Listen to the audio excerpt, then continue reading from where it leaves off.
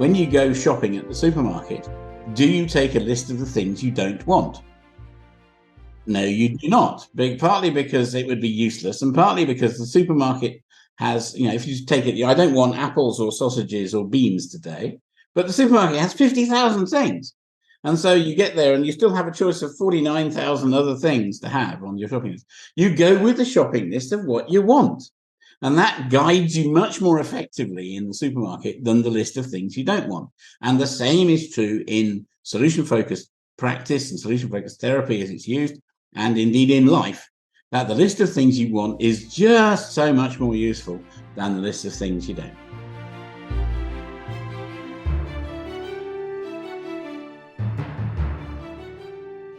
Welcome to the MINDTRX podcast with breakthrough ideas to live your best life possible and how to make it happen.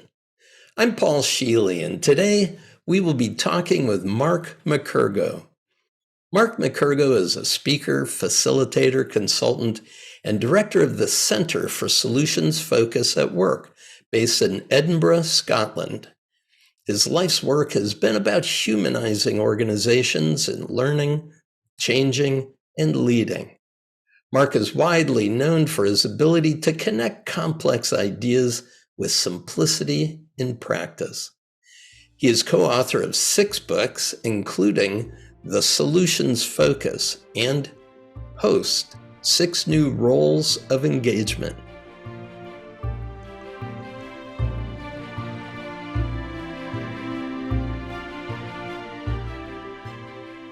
Hello, Mark.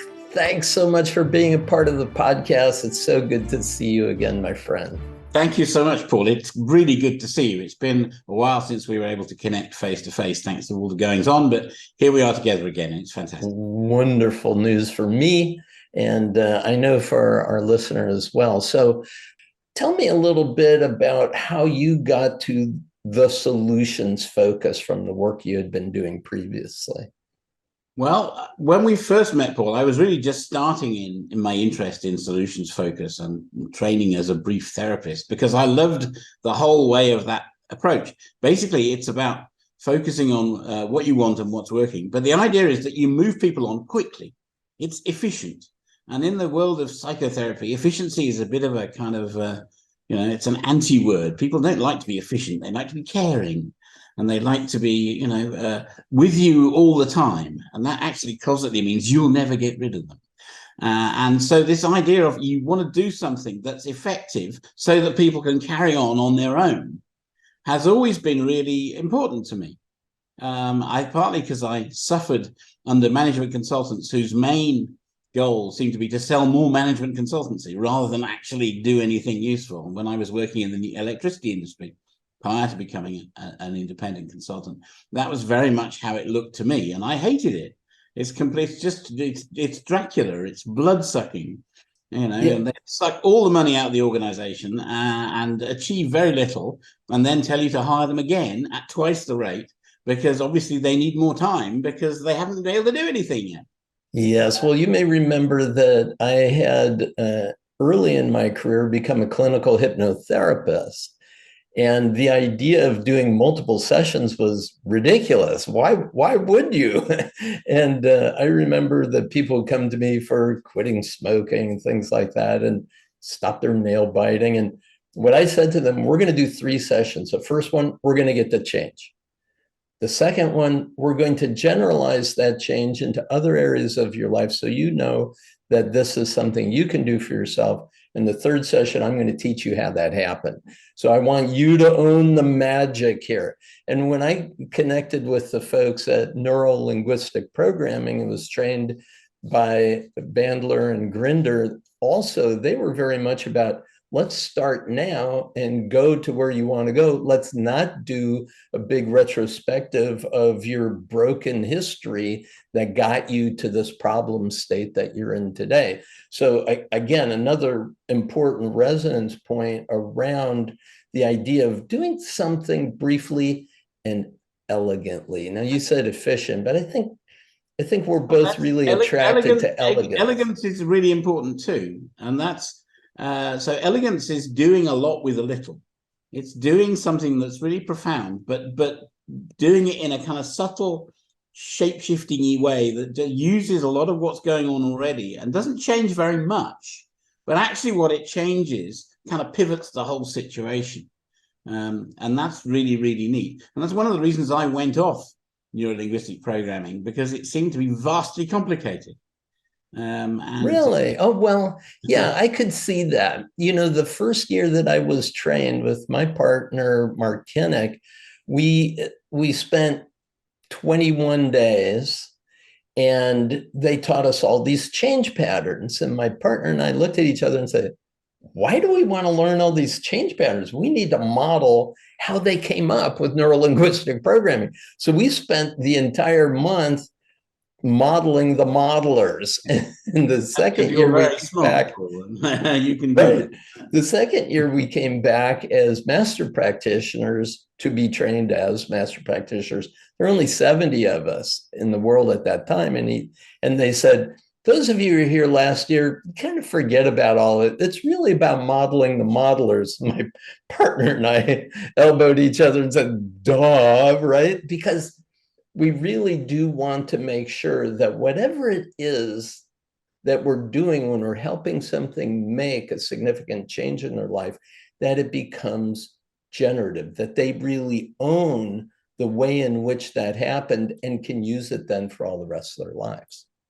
Absolutely. And that idea of making the client, if you like, kind of key in the story, and the person who does most of the work, and the practitioner is there, on the edge, giving a few pointers, and then can kind of amble away quietly because the client is so busy getting on with their lives again and relieved to be, freed of whatever difficulty or stress they had, and just back in again. And some of my colleagues talk about leaving no footprints in the client's life. I think that's a bold ambition, but it is very much the ethic of solution-focused work.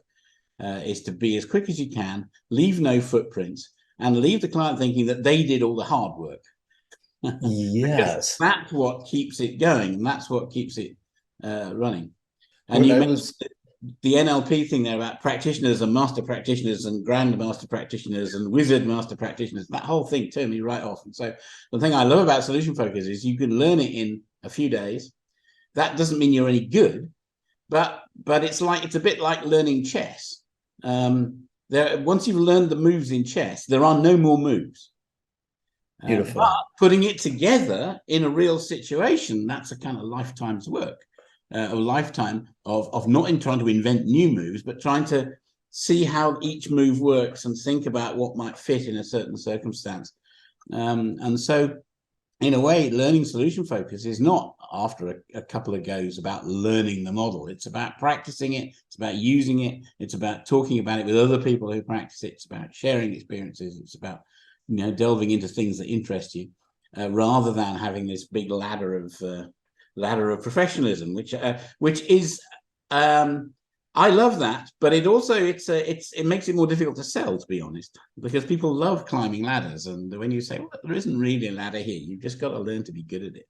Well, that's one of the things I really admired about your work in solutions focus works, is that it's a matter of continuing to build communities of practice that support each other in discovering further breakthrough.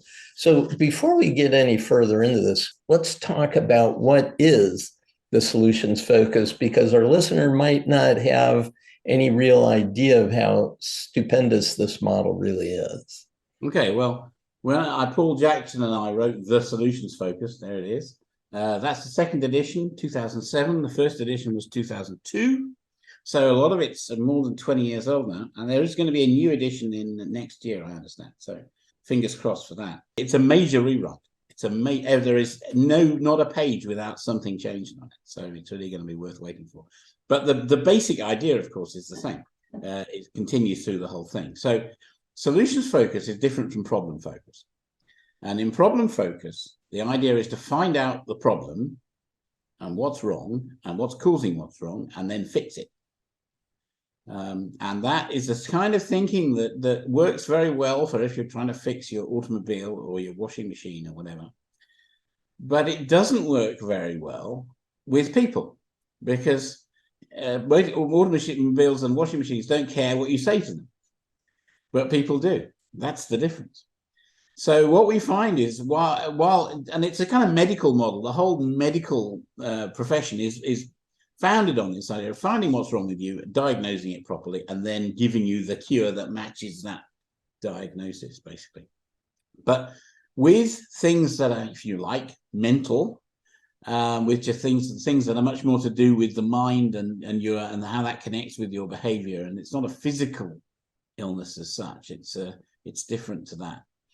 Well, if I could also add that when an expert fix isn't really available because we don't have a good problem definition and we don't have a clear solution to it, this is where this work comes in most valuably. It's what Keegan spoke about as a type 3 problem. There are problem types, and things like medical syndromes, or remember when the Lyme's disease was being identified, nobody had any idea what they're seeing. They simply called the first patient insane.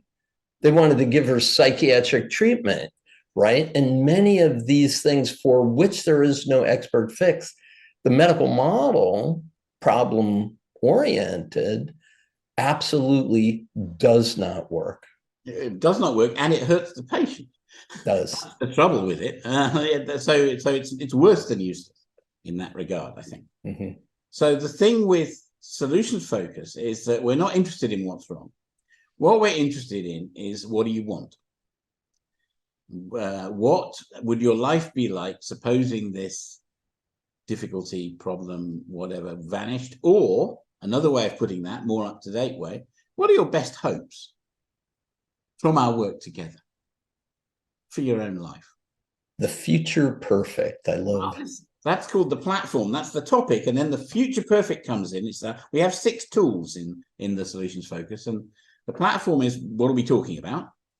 And what's the benefit of that change? And then the future perfect tool, which is really funky and interesting, is suppose that tonight a miracle happens while you're asleep, and the problem is gone, or your best hopes are realized, but you're asleep so you don't notice it. Well, tomorrow morning, when you wake up, what's the first thing you notice that tells you that the miracle happened in the night? And the person usually goes, oh. And that's good, because it means that they're thinking. And then eventually they'll say something like, well, I'll be feeling better. And we go, great, you'll be feeling better. What difference will that make to you? And then you start to expand this description of the day after the miracle using some very simple questions. And as I said earlier, there aren't very many questions that we use. There are different ways of doing it, but you can order these questions in different ways. But really, this is not rocket science. Genuinely not rocket science. It's about encouraging people into a detailed description of their life tomorrow with their hopes realized. Well, and I should say that if you ask somebody, well, what do you want? The first thing they sort for is everything that they don't want. And they'll give quite a detailed description of everything that they don't want, at which point we have to pause and say, okay, so understood, what do you want? And they'll reiterate everything that they don't want. And it's very important to understand that the definition of the problem state is not identifying an outcome. No, and this is one thing I've been saying for years and years, is that the problem is not the opposite of the solution. That's what most problem-focused approaches say. If you find the problem, then the solution becomes clear. But with solutions focus, you recognize that the not very good present that we're in is not the same as an ideal present. And in fact, they're nothing to do with each other at all. So investigating the kind of negative aspects of now tells you nothing whatsoever that's useful about the positive aspects. It's a whole new book, it's a whole new story, and therefore we can just jump right to it straight away. And I use the metaphor of, when you go shopping at the supermarket, do you take a list of the things you don't want? No, you do not. Partly because it would be useless, and partly because the supermarket has, if you take it, I don't want apples or sausages or beans today, but the supermarket has 50,000 things. And so you get there and you still have a choice of 49,000 other things to have on your shopping list. You go with the shopping list of what you want. And that guides you much more effectively in the supermarket than the list of things you don't want. And the same is true in solution-focused practice and solution-focused therapy as it's used, and indeed in life, that the list of things you want is just so much more useful than the list of things you don't. Well, I can also say, and having worked with training people who are coaches, that if they were to walk with another person and dialogue about what the other person wants to achieve, as soon as the client describes a problem area of their life, oftentimes the coach rushes in to provide a fix that they would have applied in their life if they were in that same situation. But that client didn't get to this problem state with their model of, someone else's model of trying to fix things. They got there through their own life path. And by the same token, a solution will emerge out of a different level of thinking, not the coach's level of thinking. Oh, that's right. One of our themes in the book is every case is different. And that means when you're a kind of practitioner and and somebody comes in with a problem, you don't think, oh, that's good, I've seen this problem before, I know what to do with it, which is what doctors think. You have to start again at the beginning. You have to clean your mind, let everything go, and just be very, very interested in the person and in the detail, the tiny details of what the person is telling you. And that's a whole other skill. I mean, in a way, that's much more difficult. When people get really good at solution focus, it's not that they get good at asking the questions, because those are easy. They get good at letting all their existing know-how and stuff and expectations go and just focusing on this client as a unique person. And it's the little wrinkles in this person's experience that's going to be the interesting part of this. Yeah, it's beautiful. I really wrapped my brain around Theory U with Senge or with C. Otto Scharmer. And the book prior to Theory U, which speaks about presencing, being present to the future as it emerges, was a book called Presence that Senge wrote with Otto Scharmer and Betty Sue Flowers and the other person. Anyway, they this idea of being able to let go and let come, to be so observant of what is and try to free ourselves from the mental models that may be operating in the moment, to really be present. And I love the way you described it, Mark, is we are much more interested in what shows up between our noses than what shows up between our ears. Absolutely. And that's another thing. When solution focus, we talk about descriptions of interactional scenes, which are scenes of things you can see. They are things that happen between people. And that's a different thing to getting involved in intrapersonal descriptions of what may or may not be going on in people's heads. And a lot of mentalistic stuff. There's a lot of people talking about that a lot of the time. But our theory is that's useless because you can't see it. You can't work with it. You don't know if it's right or not. So now, there's a whole other piece about when people come in with, you might call a mental illness or some kind of psychological problem, why are we talking about behavior? And the reason is, of course, that they are completely and utterly tightly integrated. And you don't need to talk about mental stuff to affect mental stuff. So we love to talk about behavioral stuff that immediately starts affecting mental stuff because it's all the same thing. And people used to talk about the mind-body division, of course, and I think we all know, we're all basically agreed now that there is no mind-body division. Everything affects everything else. And so when people watch in solution focus, they watch us talking about what would you notice? What would your colleague notice tomorrow that would tell them that the miracles happened? Or how would you respond when they noticed that? And these kind of, and what difference would that make to you? What would be the next thing that would happen? And what would be the first tiny sign that things were getting better about this? These are the kind of questions we ask. And people who are steeped in mentalistic stuff think, well, what on earth is that going to do? This is just little tiny behavioral stuff. But actually, It's reorienting the whole person, their mind and their body and their soul and everything else. And that's what we mean by elegance. So you can do these little small things, but the effect is enormous. And like you, we would say 3 sessions is normal. And if you're not getting anywhere after 3, you should refer the person on to somebody else who will do something, because you do not have a license to waste people's time, and you do not have a license to waste people's money by seeing them once a week for 5 years. Isn't that wonderful? Yeah. So the other thing that is inherent in solutions focus is this basic principle of brief therapy, which is noticing small concrete indicators of success.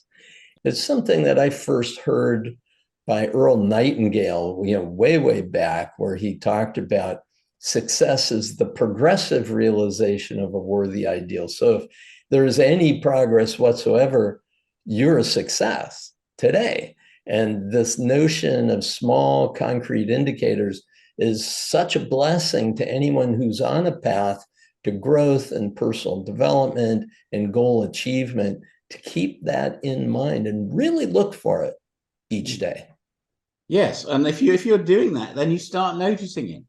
It's very strange. If these things are small and they're subtle sometimes, but if you know what you're looking for, you begin to see it.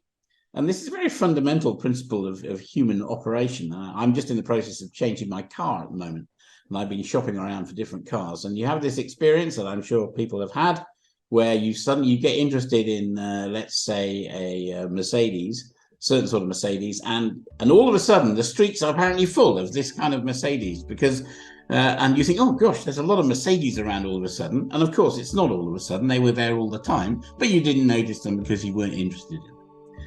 And this, again, is a very fundamental thing, but it's surprisingly influential.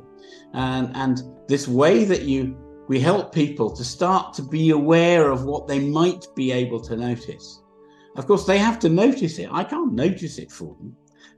but we can lay the ground, and we can sort of have a conversation which prepares them to notice things. And one of the other things we do, just to complete the picture a bit, is to look for what's already working. And this is such a game changer. But if you think about the ideal end result being a 10 on a scale of 1 to 10, and 1 is you haven't even begun thinking about it yet, where are you today? Pick a number, whatever that is. And if a person would pick, let's say, a 3 on a scale of 1 to 10, the common response by most people would be, only a 3? Why so low? Which would force a person to sort for all the blocks, all the barriers, all the problems, all the obstacles, all the scarcity, all the limitations that are currently operating that are so darn frustrating to them. But a very simple change in the way that you ask it, why so high and not lower? Could you talk about that a bit? Yeah, sure. So there's a curious thing, and it's a very simple tool, this idea of a scale from 1 to 10. And it's very familiar to us. And 10 is the good thing, and 1 is nowhere at all. And then you ask people where on the scale, and every time they will choose a number. And very rarely will it be 1. It is occasionally, and there are things you can do, but mostly it's like 2, 3, 4, 5, 7, I have sometimes. But the number doesn't matter, because the next question is, you've put a flag in the sand here. And now you've got the choice, as you say, Paul. You can either look at what's missing, or you can look at what's there already. And we always go with what's there already to start with. So how come you're at a 3 and not lower? What's helping you get up to a 3 right now? And it's always right now. Just pin it down. And they start and they go, oh, well, there's this. Okay. And there's that. All right. And then there's a pause, and then there's the other thing. Okay, carry on. And and then there's that 4th thing, and the 5th thing, and then there's the 6th thing. And all of a sudden, these things, and were these things there already? I don't know, but they come into the conversation in an interesting way, particularly if the person who's talking to them is sitting there looking expectant and interested and kind of nodding and maybe writing it down and looking excited and going, carry on. What difference does that make to you? Yeah, okay. What helps that to happen? How do you do? And what's so gorgeous about this, Mark, and it's such a stunner, that it becomes something of a meme after that for other people. Like, oh, I only scored 10 points in that game. 10? Why so many and not fewer? But the idea is what you're immediately doing is sorting for resourcefulness, access to resource that's already present. Whereas when the person started the conversation, they were coming in with this paucity of resources, believing that there was no hope to even get where they want to go. So in just that brief moment of changing that question from why so low to why so high and not lower, it's stunning what an effect that has on the brain's ability to sort for the power and potential that's within oneself.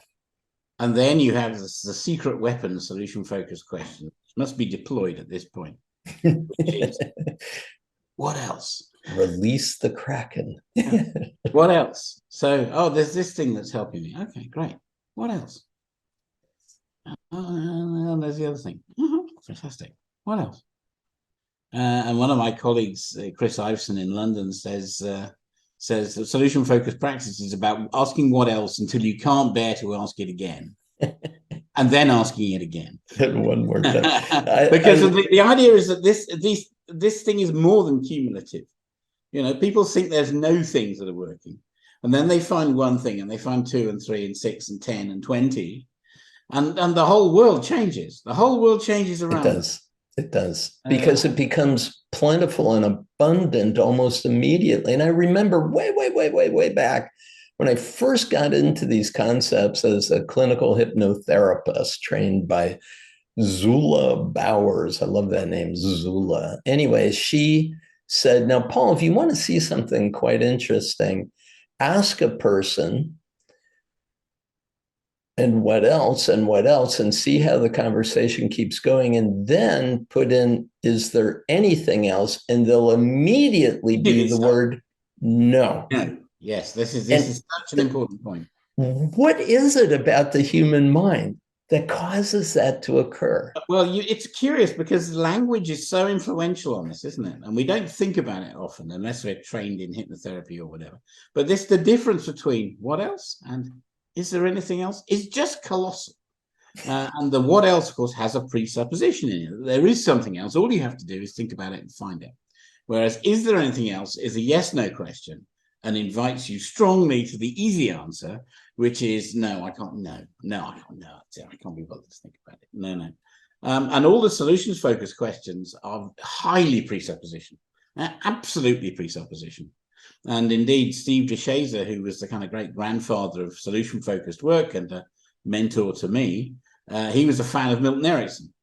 And you will know Milton Erickson, who, of course, was involved in, with Tame, whose work was used in the development of NLP as well. Mm-hmm. He was fantastic at noticing little things about this particular client that could be used and utilized. And that spirit went through Steve DeShazer's work and into solution-focused practice and through me. But if you learn the presuppositional questions, you don't need all the fancy background. You just need to know that what else is a good question and is there anything else is not. As long as you are talking about something that connects with what the person wants or what's working. But if you are on the process of what's wrong, oh, this thing's wrong, and what else? And what else? And what else? Before you, in 5 minutes, your client will be suicidal and trying to kill you, and with good reason, I would say. So the what else thing only applies when we're on these tracks that solution focus inhabits so much about what do you want, what's already working.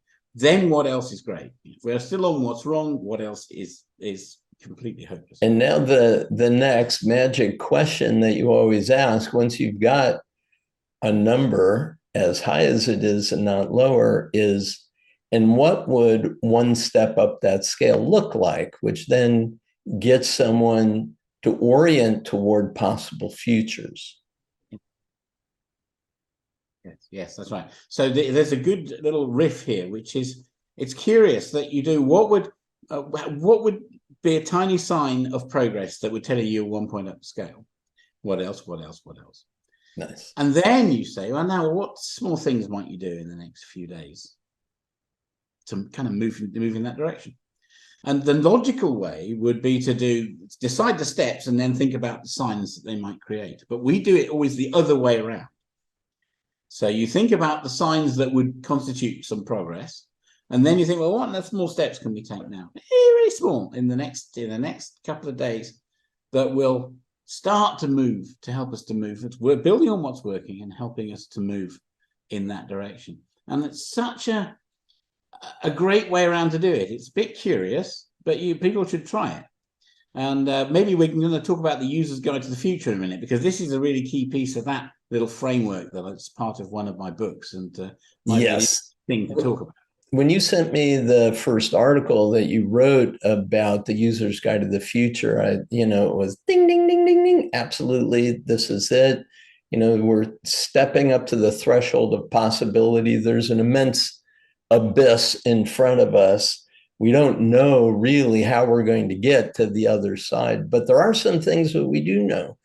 We know very clearly the first few steps we could take, and we know some of the precursors to that end result that we want to get to.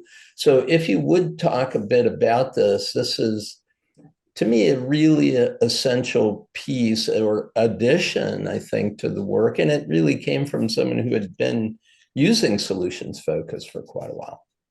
Yeah, so if you imagine, not all the elements of the future are as useful as the others. And people tend to treat the future as a thing that's well defined in front of you, and then it gets fainter and fainter and fainter as it recedes, until in the distance you can't see anything. That's a mistake. So here is my way of thinking. I call it the user's guide to the future. If you imagine we start now, and there are 5 zones out into the future. And we start in the very distant future, the horizon, I call it, which is where the thing you are wanting, the thing you are hoping for, your goal, your aspiration will be realized. And then you write down the thing, the goal, the hope, whatever it is, the thing we're moving towards. And then just before the horizon, there are the bits I call the building blocks, the precursors. So what needs to be in place for this horizon thing to happen? And we can know that because, again, this is way off in the future. We don't have any of these things yet, probably, but we know what we need to make the final thing happen. Then the next zone is called ant country. And I wrote a piece about ant country just last week on my Substack, which is called Steps to Humanity Organization. And ant country is the thing not to focus on. Ant country is the bit where it's too complex to model. It's just too uncertain. There's no point making detailed plans for the middle future because they ain't going to happen. They never do. And actually, if you reflect for a moment on all of our experiences of life, we make these plans and then they get thrown off course because unexpected things happen and for all sorts of good reasons. So the secret is not to worry about the middle future. And then we move. I should add that our colleague Jack Canfield described it quite well. If you want to drive across the United States at night, you only need to be able to see to the end of your headlight. You don't need to know every square foot of the road from here to the other end. And you can't, indeed. Right. And there will be uncertainties and unexpectedness, and you'll have to detour and all of that thing. Yeah, that's exactly right. So you will have to adjust. You'll have to adjust based on what's happening at the time. But it's too far away for us to be able to plan all that now. So now we come back closer to the future, and we have the zone of the near future, which is what would be the tiny signs of progress. What would you notice that were telling you were moving in the right direction? And then the very near future, which is your next small steps. Little things you can do in the matter of days or maybe a week or two at most to kind of move there. And the idea is that you work, it's right to left on the page. It's the future is to the right in my model and lots of people's model. I know other people have futures that go in different directions. Sorry, folks, you're just going to have to compensate. But you work from the future back, and what's the future? The horizon, just before the horizon, ant country, let's avoid it. Tiny signs of progress, next steps. And you can get into action on the biggest, hairiest of goals and hopes. You can get into immediate action in a matter of minutes with this. And I've used this with very senior executives who feel completely stressed out because they have so many things going on, they have no clue what to do next. And we go through the user's guide for each of their kind of projects. And at the end of a conversation, they've now not only got a good handle on what the projects are, but actually they have a small next step on each of them, which they can go and do. And they go, well, oh, goodness me, I feel better about that. Yes. Because all of a sudden you have some control and some agency over this amazing, whirling, confusing, present and future that's surround us all. Well, there's also a very important aspect of the human mind that when we stand at the edge of ant country, or what I refer to as the abyss, the void, where we really don't know what happens after this, mind is designed to reach into our history, pull out all of the failures, all the mistakes, all the possibilities for disaster they can, and then just lob it into that abyss so that as we look into the abyss, we see everything we fear most.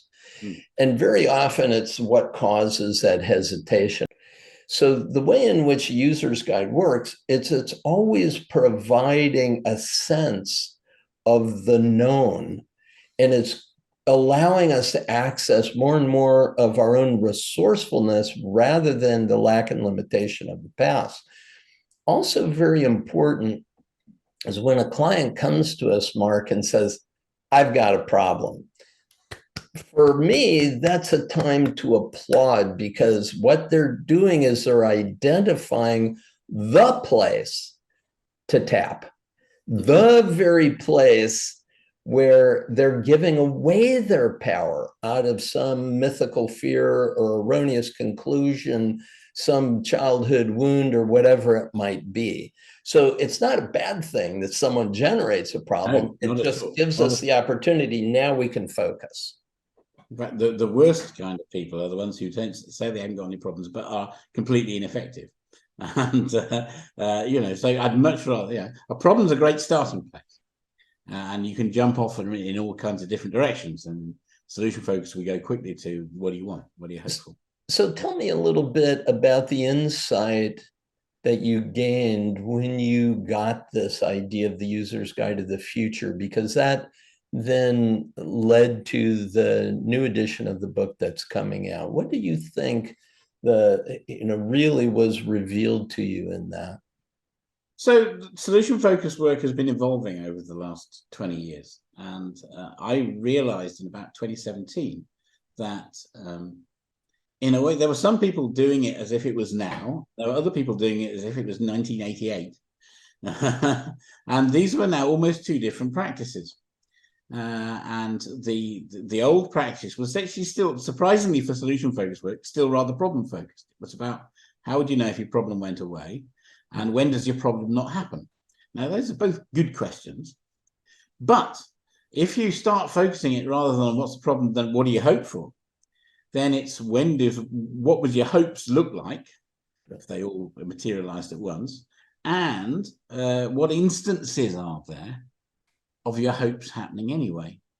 That is so gorgeous, because it's solutions focus applied to solutions focus. So there's this lovely recursivity that now reveals perhaps an error in the model itself. It's not really an error, but it's an opportunity to recognize where we could produce. Absolutely, and the thing is that the research that there is shows that the sort of the new way. I wrote a paper called SF 2.0. Then I called it the next generation of solution focused practice, and I had a new book out 2 years ago called the next generation of solution focused practice, and the new edition of the solutions focus will have a lot of that stuff in it as well. But that is all about, it's just about getting descriptions. It's all about the detail. It's all about your hopes, and it's all about this little interactional details, and that's kind of it. Cool. So let me ask you, kind of as we're getting to a point of wrapping up, was there a discovery that you made about humanity going through a global pandemic? I don't know whether I discovered anything about humanity. One of the thing I noticed in the global pandemic is that the importance of local community. Yes. The importance of neighborhood level community. And I spent my life to that point being very fortunate in that I had, I was on and off airplanes and I had friends all over the world.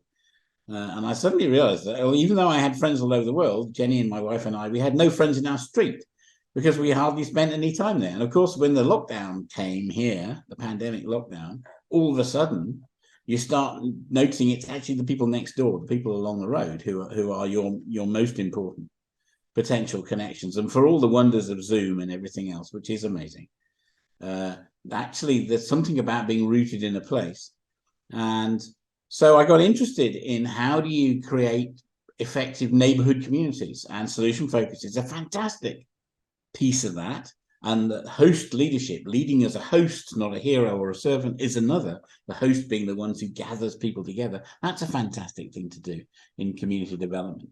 And well, so and I remember you going out onto the stoop in front of your home and playing saxophone to the neighborhood. that's right. I did that every Sunday for several months in the beginning of the pandemic. And people came out and, because we couldn't go near each other with the rules that were here at the time, but you could stand in the street and people were nice enough to come out and applaud, and we'd all wave to each other, and that felt really important. And we've made a lot of progress since then in my little bit of Edinburgh, Scotland, which is my background that you can see, called the West End of Edinburgh. We had almost no neighborhood community stuff at all. Wow. But I and a few others have done some things, and we have a Facebook group which used to have 20 people in it and now has 3,500 who all live in this neighborhood. We have had a festival of the West End last year, by the people, for the people. We keep moving along, and I feel so much more rooted in this place here now, and I feel better for that, honestly. I love our international connections, and I love that I was fortunate enough to work all over the world, and it's so good to be able to say hi to your neighbors and know who's who and where's where and what's what, and build connections locally as well. So that's been a thing that I've learned over the last 3 years or so. Beautiful. And there's plenty of research that indicates that the most important thing you could do if the grid ever did go down, survivalists don't really stand a chance as much as someone who's able to build community and share resources. My wife and I have gone out to an event of the world's largest Leave No Trace event in the Nevada desert called the Burning Man. This year, as I'm recording this right now with you, this year we had the mud apocalypse where the rains came about 4 or 5 days into the event and nobody could move. No vehicles could move, so no services were available. And it's radical self-reliance anyway. But I think that this was such a story that it made the British news. Yes, it was international lens on the ridiculous, awful stuff that a few thousand people experienced out of 70,000+. But the idea of it was shelter in place, share resources. And we learned that from the pandemic. So when I encountered people that were freaking out, I simply said, well, remember the lessons from the pandemic, shelter in place. Don't plan to go anywhere. Get to know your neighbors. And we had gatherings under our shade structure, sharing heat and sharing food and sharing stories and song and all kinds of things.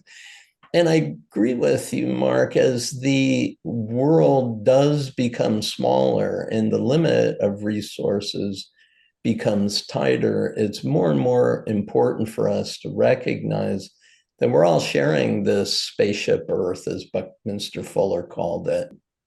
What would you say is the way forward for our human family? What would your encouragement be to our listener? I would say that you're right to think about local and global together. That's not a new thought, but you can think about local in terms of how do you connect, how do you help people, how can you get people to help you, and then you can think about global in terms of how does your example help to encourage other people. I'm a big fan of the ripple effect.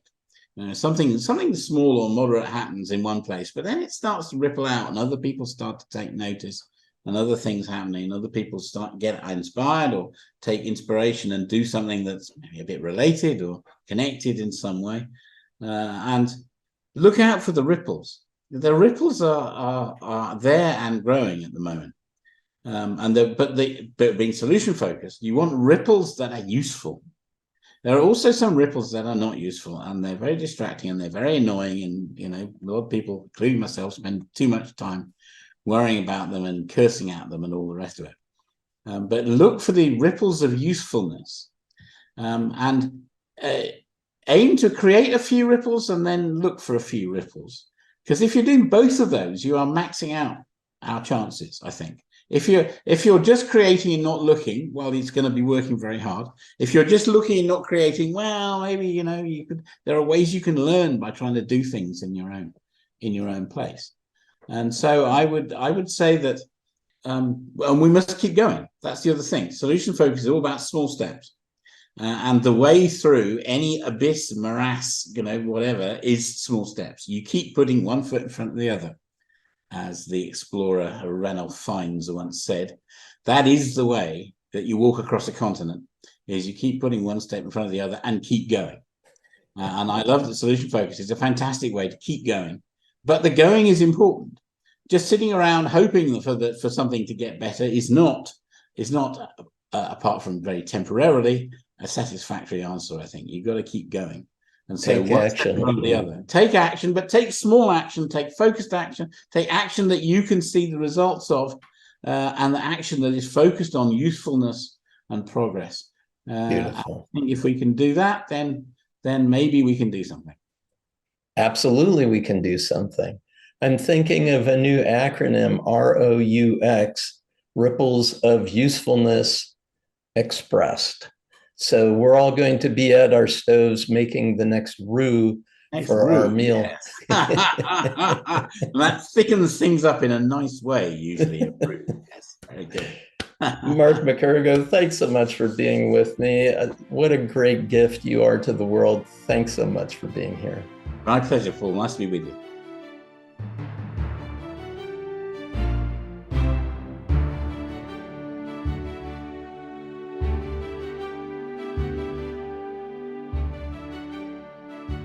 I hope you enjoyed our conversation with Mark McKergow. You can learn more about Mark at markmckergow.substack.com. That's markmckergow.substack.com. That's a complicated one, but you'll also find it in the show notes. And now, in the second part of the podcast, it's just you and me. I'll tell you how to use the Paraliminal sessions in the MINDTRX app to easily handle obstacles and move toward the success you want, especially as it relates to our discussion with Mark. If you're new to the relaxing Paraliminal audio sessions, they use breakthrough technologies to activate your whole mind in only 20 minutes. To help improve any area of your life.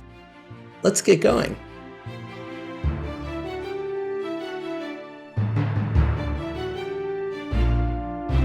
Welcome to the follow-up to my conversation with Mark McKergow, where we talked about the solutions focus and the user's guide to the future. And I have to tell you that I've always loved Mark's mind. He's so brilliant at thinking about how we can make progress towards what really matters to us, the ideal future, the future perfect that we would like to get, how we could get out of the problem and blame-oriented mindset that keeps so many people stuck. Paraliminal technology is something that is oriented towards getting us into our resources so that we can create the world that we want to live in. Whatever that looks like in terms of your success, your health, your relationships, your growth, the creation of your life as you would choose to have it be. And solutions focus is an integral part of the way in which I think and teach how we can, in fact, identify the resources available within us and all around us so that we can take the steps in the direction and realize that which we truly desire. So in thinking about the conversation I just had with Mark, I've identified 4 potential ways in which you could think about bringing paraliminal listening sessions into making progress today. So the 4 areas are orienting to your future, orienting to the future you desire, recognizing resources that are available to you right now. Third is taking tiny next steps. And the 4th is sorting for evidence of success and resources that are within us and available to us wherever we might be. So if we think about these 4 areas and look at the potential paraliminal recordings you could play with, starting with this idea of orienting to the future that you desire. Now, Mark and I talked about how difficult it is for many people to think other than, this is a problem I have, I need to get rid of it. But to be able to expressly state what it is you're choosing and what would it look, sound, and feel like if you were living it? What are the descriptions? And as he said, and what else? And what else? And in what other ways would your life be different? So that we could sort for the distinctions that you could notice every single day on the way to your success. So 2 paraliminals that may be very helpful to you. The first I identified is called wealth motivation. So think about wealth, not just in terms of financial abundance, but well-being, because the root of the word wealth and well-being is shared in the Old English language. So what wealth or what abundance, what resourcefulness are you looking for that you're motivated to build, create, or recognize or receive in your life right now? Wealth motivation, great way to get your thinking oriented toward the future you want to create. Second paraliminal that I would recommend here is called power thinking. And power thinking is a way of making sure that the thing that we need to do in the small next steps in front of us are those things that are in our consciousness right now. How are you going to wake up today and see the result of creating the life that you want? In Mark's work, we didn't use the phrase, but it's called the miracle question in brief therapy. Imagine tonight you go to sleep and the change occurs, but you're asleep, so you don't know that it happened. What would be the first evidence that the miracle occurred? And so as you begin thinking about these as evidence, how are you going to focus your thinking, your actions today to have that come about? The second area that I'm thinking about is recognizing resources that are available to you right now. Now, the basis of paraliminal technology is the recognition that we are tremendously resourced. The problem that many of us have is that we think in terms of lack or limitation. We have faulty conclusions about who we are, mythical fears about what might happen. And as a result, we live much smaller and we push our resourcefulness to the side. We marginalize how powerful and resourceful we actually are. So in the thinking that Mark and I were discussing, it's that recognition, not why so low, but why so high and not lower? Remember, it was this idea that on a scale of 1 to 10, where would you place yourself today? Whatever number you pick is fine. And then we ask, why did you choose a number that high and not lower? And you start to sort for resourcefulness, resources that actually are in play right now, that if you did more of that or access more of that, you would make progress that you want. Very different than only a 3, why so low and not higher? Which causes you to sort for lack, limitation, scarcity, blocks, barriers, everything that would stand in the way of you getting what you really want. So this idea of using paraliminal technology to help you with this, the number one, and you've heard me use this over and over again in the MINDTRX podcast, the prosperity paraliminal, because it helps you sort for the truth that you are abundantly resourced. The universe is abundantly resourced, and your prosperity consciousness gives you access to those resources. Connect with them, translate those into your actions in this day, and you will be creating your world as you want it to be. The second paraliminal that really helps us recognize our resourcefulness is called personal genius. And this is a great one whenever you're going to learn anything new, that you're going to develop new skills, you're going to gain new knowledge, you want to be able to accomplish new things. Personal genius is a great starting point because it recognizes those beyond genius resources that are already within you, that you have access to when you connect with the vastness of your non-conscious mind, your inner mind.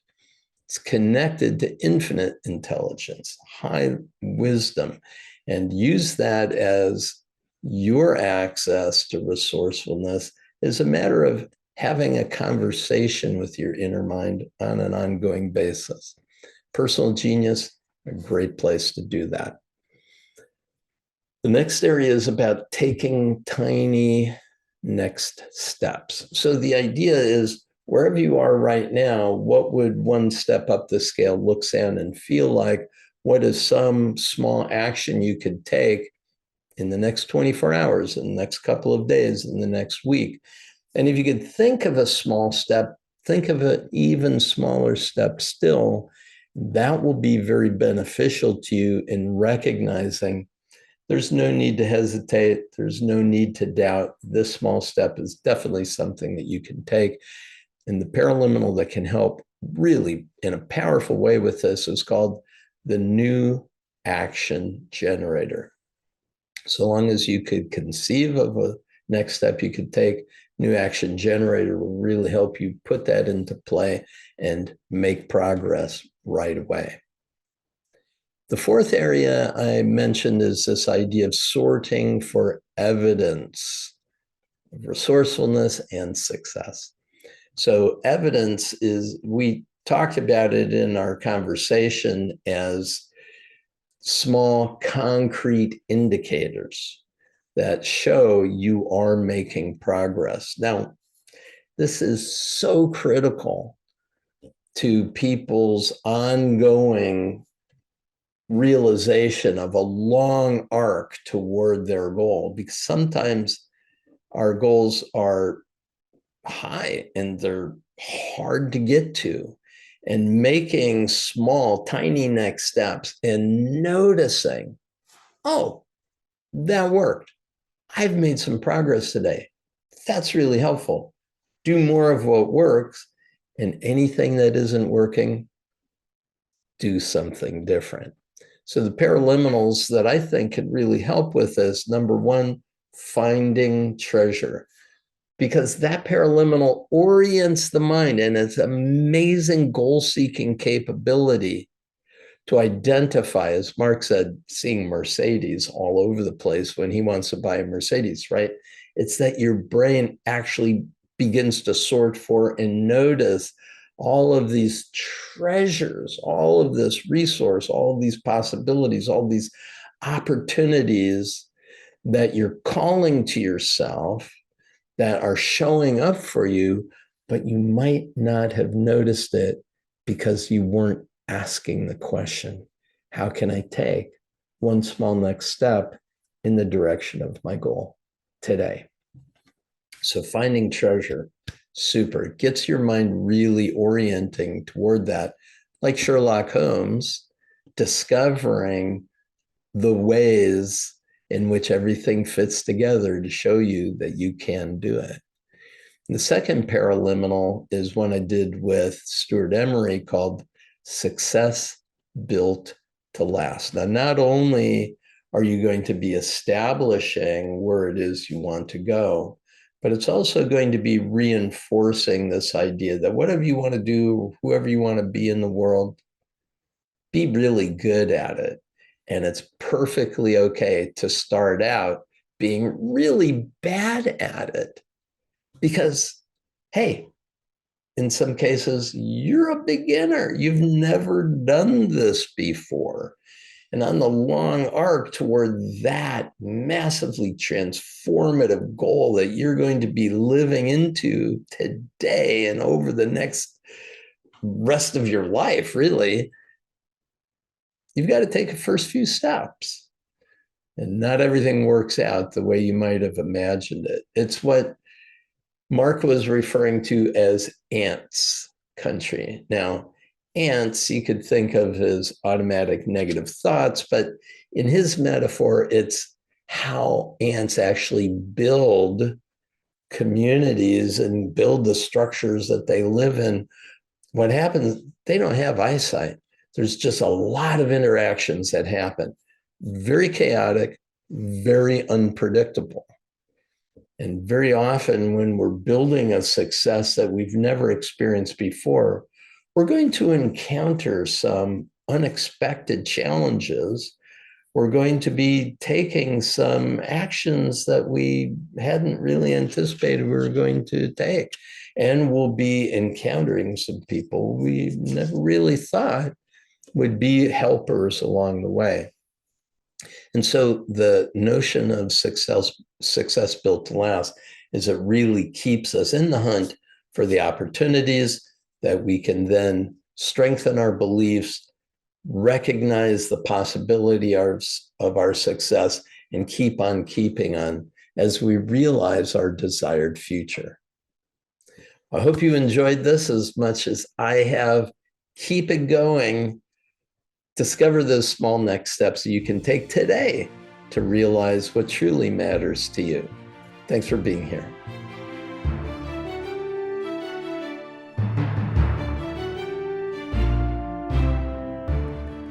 Thank you for joining me today. I applaud your willingness to maximize your potential.